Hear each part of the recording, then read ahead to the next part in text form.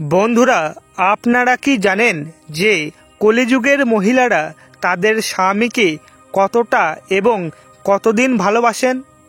এটি এমন একটি প্রশ্ন যা অনেকেরই মনে আসে। আপনারা প্রায়ই দেখেছেন যে বাবা মায়েরা তাদের মেয়ের বিয়ে ধনী পরিবারে দিতে চান, এই ভেবে যে তাদের মেয়ের জীবন খুবই সুখের হবে। কিন্তু বন্ধুরা, এটা নিশ্চিতভাবে বলা যায় না যে ধনী ঘরে বিয়ে দিলেই মেয়ের জীবন সুখের হবে। আজ এই ভিডিওতে একটি সত্য ঘটনার মাধ্যমে এই প্রশ্নের উত্তর দেব, যা থেকে স্পষ্ট হবে যে মহিলারা তাদের স্বামীকে কতদিন ভালোবাসেন। আজকের দিনে, বিশেষ করে কলিযুগে, যুবক যুবতীরা একে অপরের সাথে কথা বলার সময় প্রেমে পড়ে যায়, কিন্তু যখন তাদের বিবাহ সম্ভব হয় না, তখন অনেক সময় তারা তাদের পরিবার ছেড়ে তাদের প্রেমিকের সাথে পালিয়ে যায় এবং বিবাহ করে। এটা এখন সাধারণ ব্যাপার হয়ে গেছে। বন্ধুরা, আজকের এই ভিডিওতে আমরা জানব কোন মহিলারা তাদের স্বামীকে মৃত্যুর আগে পর্যন্ত ভালোবাসেন এবং কোন স্ত্রী দেখানোর জন্য স্বামীকে ভালোবাসে কিন্তু পর পুরুষের প্রতি আকৃষ্ট হন। সেই জন্য আপনাদের কাছে অনুরোধ, এই গল্পটি শেষ পর্যন্ত অবশ্যই শুনুন। বন্ধুরা, একদিন দেবী লক্ষ্মী ভগবান বিষ্ণুর কাছে আসেন এবং তিনি বলেন, হে প্রভু, আমার মনে একটি অদ্ভুত প্রশ্ন জেগেছে। ভগবান বিষ্ণু বলেন, হে দেবী, বিনা দ্বিধায় আপনার যে প্রশ্ন আছে তা আমাকে বলুন। দেবী লক্ষ্মী জিজ্ঞাসা করলেন, হে প্রভু, সমস্ত মহিলারা তাদের স্বামীকে কতদিন ভালোবাসেন এবং কত বয়স পর্যন্ত এই ভালোবাসা স্থায়ী হয়? ভগবান বিষ্ণু উত্তর দিলেন, হে দেবী লক্ষ্মী, এটি একটি খুবই গুরুত্বপূর্ণ প্রশ্ন, যার উত্তর সকল মানুষের জানা উচিত। ভগবান বিষ্ণু বলেন, হে দেবী, এই গল্পটি যে ব্যক্তি মনোযোগ দিয়ে শোনে তার ঘরে সর্বদা দেবী লক্ষ্মীর বসবাস হয় এবং শনিদেবের কৃপা বজায় থাকে। তিনি বলেন, এক সময়ের কথা, প্রাচীনকালে মধ্যদেশে খুবই সুন্দর একটি নগরী ছিল। সেই নগরে কুসুমপুর নামে একটি শহর ছিল।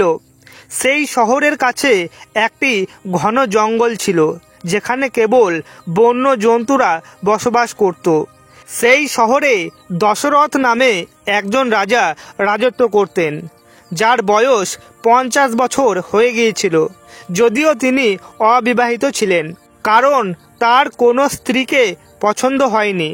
বন্ধুরা, সেই রাজ্যের সেই জঙ্গল এতটাই ভয়ঙ্কর ছিল যে সেখানে না কেউ যেত আর না কেউ আসত। সেই জঙ্গলে কেবল বন্য জন্তুদের বসবাস ছিল।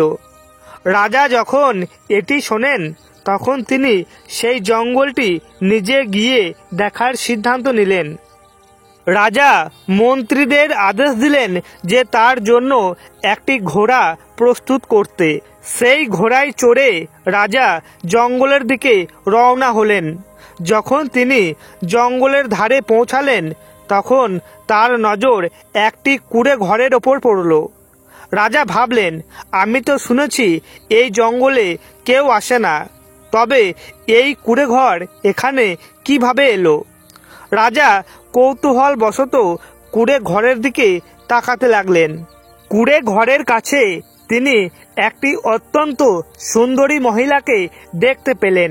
তার সৌন্দর্য এমনই ছিল যেন তিনি স্বর্গ থেকে নেমে আসা কোনো পরী। রাজা সেই মহিলাকে দূর থেকে দেখে মুগ্ধ হয়ে গেলেন। সেই মহিলা এতটাই সুন্দর ছিলেন যে রাজার হৃদয় তার প্রতি আকৃষ্ট করলেন। তার শারীরিক সৌন্দর্য রাজাকে এতটাই প্রভাবিত করেছিল যে রাজা না চাইলেও তার দিকে তাকিয়ে রইলেন।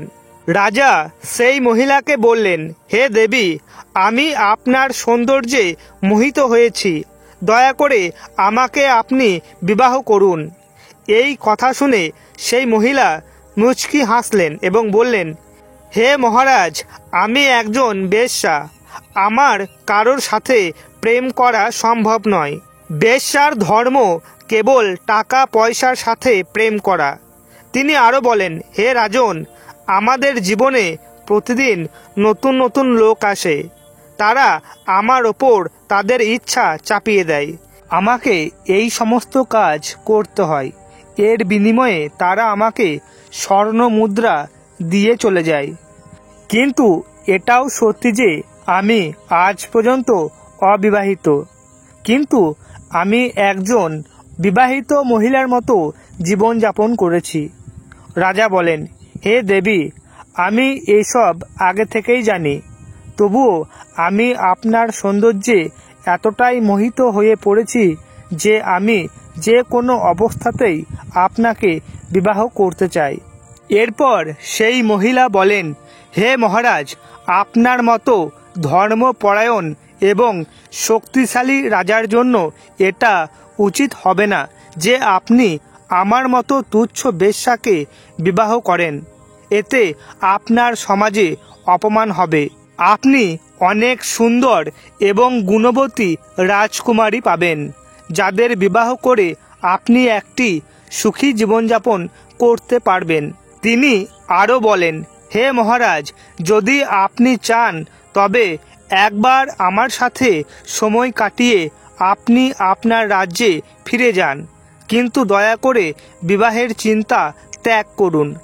রাজা উত্তর দিলেন, হে দেবী, আমি আপনার কথা বুঝতে পেরেছি, তবুও আমি আপনার সৌন্দর্য এবং আপনার প্রতি আমার অনুভূতিকে উপেক্ষা করতে পারি না।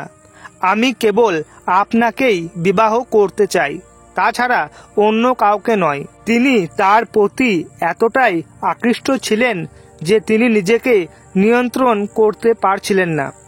পরিশেষে রাজার বারবার অনুরোধের পর তিনি বলেন, ঠিক আছে, যদি আপনি আমাকে বিবাহ করতে চান তবে প্রথমে আমার কিছু শর্ত মেনে নিতে হবে। যদি আপনি আমার এই শর্তগুলো মেনে নেন তবেই আমি আপনার রানী হতে রাজি। রাজা তৎক্ষণাৎ বলেন, হে দেবী, আপনি যা বলবেন আমি তাই মানব।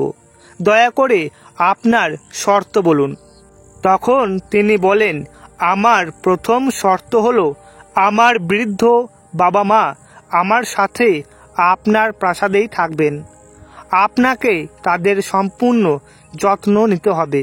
যদি তাদের কোনো প্রকার অসুবিধা হয় তবে আমি আপনার প্রাসাদ ছেড়ে তৎক্ষণাৎ চলে আসব। আমার দ্বিতীয় শর্ত হলো প্রাসাদে থেকে আমি যা করব আপনি আমাকে বাধা দেবেন না। যেদিন আপনি আমার ওপর কোনো নিষেধাজ্ঞা লাগাবেন আমি সেই দিনই প্রাসাদ ছেড়ে চলে আসব। এদিকে রাজা তার সমস্ত শর্ত মেনে নিলেন। আমি প্রতিশ্রুতি দিচ্ছি যে আমি আপনার প্রতিটি কথা মেনে চলব। এরপর রাজা এবং বেশ্যার বিবাহ সম্পন্ন হলো। তারা তার বাবা মাকে নিয়ে প্রাসাদে এলেন। রাজা তাদের একটি সুন্দর কক্ষে রাখলেন এবং তাদের আরামের জন্য বিশেষ ব্যবস্থা করলেন। বন্ধুরা, এই খবর যখন প্রজাদের কাছে পৌঁছালো যে রাজা একজন বেশ্যা মহিলাকে বিবাহ করেছেন, তখন প্রজারা খুবই অসন্তুষ্ট হলো।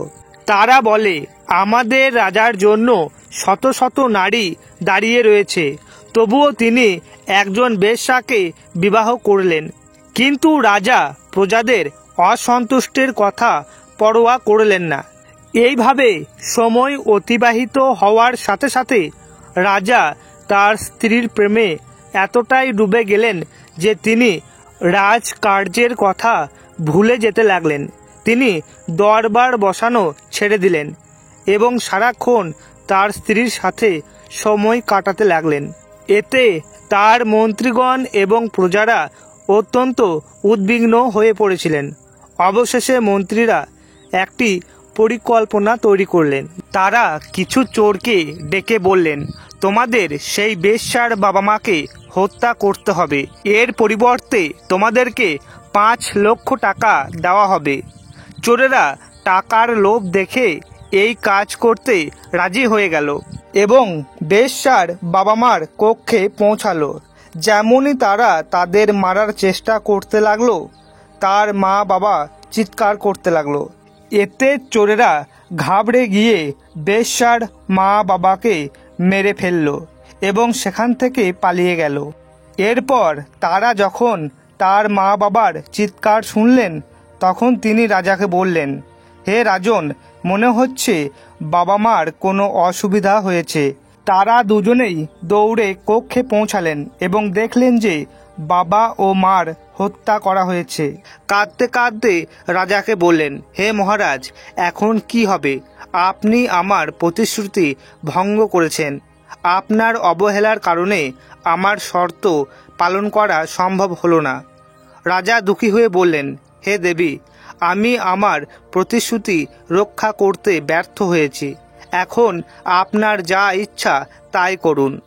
আমার আপনাকে বাধা দেওয়ার অধিকার নেই। এরপরেই সেই বেশ্যা আবার জঙ্গলে চলে গেল। কিন্তু রাজা তাকে ছেড়ে থাকতে না পেরে সেই জঙ্গলে গেলেন এবং তাকে রাজপ্রাসাদে ফিরে যেতে বলেন। তখন সেই বেশ্যা বলে, হে মহারাজ, আমি আপনার শর্ত অনুসারে আপনার প্রাসাদ ছেড়ে চলে এসেছি এবং এখন আমার ফিরে যাওয়া সম্ভব নয়। এই কথা বলে সে তার কুঁড়ে ঘরের দিকে চলে গেলেন। রাজা তাকে যেতে দেখে ভাবতে লাগলেন, আমি যাকে আমার জীবনের সবচেয়ে মূল্যবান জিনিস মনে করি, সে আমার কাছ থেকে দূরে চলে গেল। এখন আমি তাকে ছাড়া কিভাবে বাঁচব?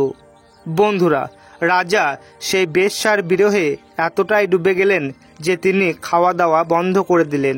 এরপর রাজা নিজেকে সামলানোর চেষ্টা করলেন এবং সিদ্ধান্ত নিলেন যে তিনি একবার তার স্ত্রীর সাথে দেখা করতে যাবেন। ঘোড়ায় চড়ে তিনি জঙ্গলের দিকে রওনা হলেন, যেখানে সেই বেশ্যার কুঁড়েঘর অবস্থিত ছিল। রাজা যখন কুঁড়েঘরে পৌঁছায়, তখন বেশ্যা বলে, হে প্রিয়, আপনি আমার শর্ত পালন করেননি, তাই আমি প্রাসাদ ছেড়ে চলে এসেছি। আপনি এটাও জানেন যে আমি একজন বেশ্যা এবং বেশ্যার কোনো ধর্ম নেই। আমি প্রতিদিন নতুন নতুন পুরুষের সাথে সহবাস করি, নিজের জীবন চালাই। আমার কাছে আপনার প্রেম এবং বিবাহ কোনো মাইনে রাখে না। রাজা উত্তর দিলেন, হে দেবী, আমি আপনাকে সত্যিকারের ভালোবাসি। আপনি আমার জীবন সঙ্গিনী। বেশ্যা বলে, হে মহারাজ, আপনার মতো পুরুষ কত না জানি আমার কাছে এসে চলে গেছেন। আমি আমার দেহ বিক্রি করি এবং এর মাধ্যমে আমার জীবন চলে। আমার কাছে প্রতিটি পুরুষই একই রকম। আপনি আমার শর্ত মানেননি, তাই এখন আমি আপনার সাথে ফিরে যেতে পারি না। এই কথা শুনে রাজা অনুরোধ করলেন, হে প্রিয়, আপনি আমার প্রতি দয়া করুন। আমি আপনাকে ছাড়া থাকতে পারবো না। এরপর বেশ্যা বলে, হে মহারাজ, আমি আপনাকে 3টি কথা বলতে চাই। প্রথম কথা হলো, একজন রাজার কোনো বেশ্যাকে ভালোবাসা এবং তাকে নিজের স্ত্রী বানানো শোভা পায় না।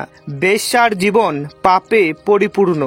আমরা প্রতিদিন কোনো না কোনো পুরুষের লালসার শিকার হই।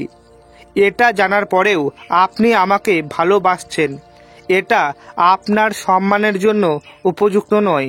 দ্বিতীয় কথা হলো, সমাজের নারীরা তাদের স্বামীকে ভগবান মনে করে। তারা তাদের স্বামীর সেবা করে এবং প্রতিটি পরিস্থিতিতে তাদের সাথে থাকে। কিন্তু এই নিয়ম বেশ্যাদের ওপর উপযুক্ত নয়। সমাজের নারীরা তাদের স্বামীকে অন্য কোনো মহিলার কাছে যেতে দেখতে পারে না, কারণ এতে তাদের পরিবারের কলহ, ঝগড়া, বিবাদের সৃষ্টি হয়। আর তৃতীয় কথা হলো, একজন পুরুষেরও তার কর্তব্য পালন করা উচিত। শুধুমাত্র স্ত্রী নয়, স্বামীকেও পতিব্রতা হওয়া উচিত। কিন্তু হে মহারাজ, আমার তো কোনো ধর্ম নেই। আমার কাছে টাকা পয়সাই হলো সবচেয়ে বড় সত্য। যেখানে অর্থ পাবো সেখানেই আমি যাব। তাই হে মহারাজ, এখন আপনি প্রাসাদে ফিরে যান এবং আমার কাছে আপনি কোনো রকম আশা রাখবেন না। বেশ্যার জীবন এই উদ্দেশ্যেই চলে যে সে নিজের জীবন ধারণের জন্য তার শরীর বিক্রি করে। যেখানে সে বেশি অর্থ পায় সে সেখানেই রানী হয়ে যায়। যত সময়ের জন্য তাকে অর্থ দেওয়া হয় সে তত সময় সেই ব্যক্তির সঙ্গী হয়।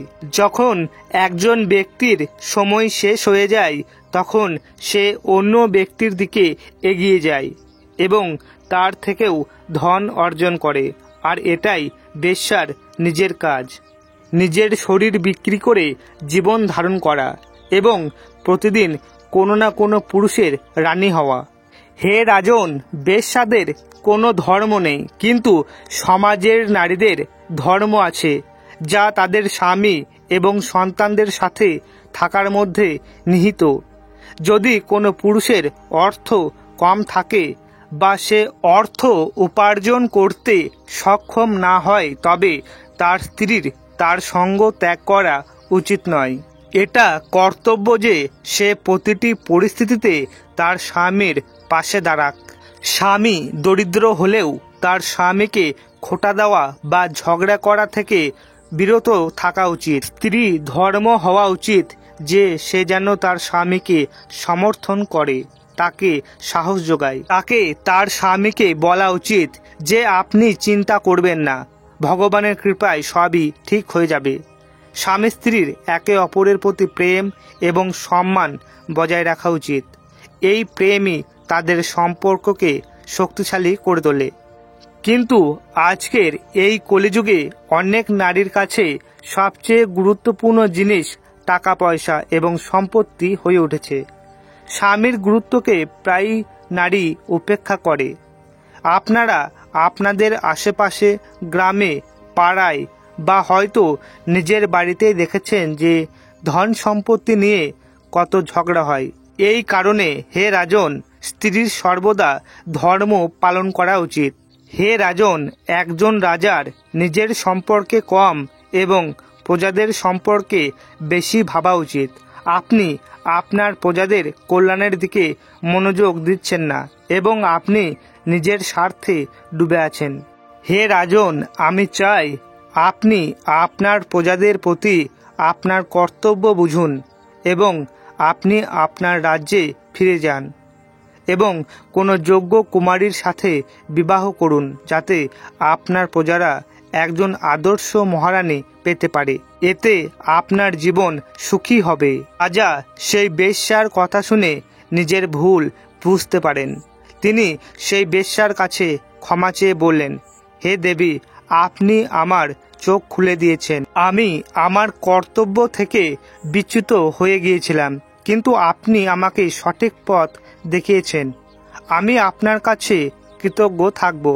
এরপর রাজা তার প্রাসাদে ফিরে যান এবং একজন সুন্দর গুণবতী রাজকুমারীকে বিবাহ করেন এবং সুখে শান্তিতে জীবনযাপন করতে লাগলেন। বন্ধুরা, এই গল্প থেকে আমরা এই শিক্ষা পাই যে একজন স্ত্রীর তার স্বামীকে সত্যিকারের ভালোবাসা উচিত, পরিস্থিতি যাই হোক না কেন। একইভাবে স্বামীরও তার স্ত্রীকে সর্বদা ভালোবাসা এবং সম্মান করা উচিত। বয়স বাড়ার সাথে সাথেও এই ভালোবাসা কখনো কম হওয়া উচিত নয়। তো বন্ধুরা, এই গল্পটি আপনাদের কেমন লাগলো অবশ্যই কমেন্ট করে জানাবেন। চ্যানেলে নতুন হলে চ্যানেলটিকে সাবস্ক্রাইব করতে ভুলবেন না।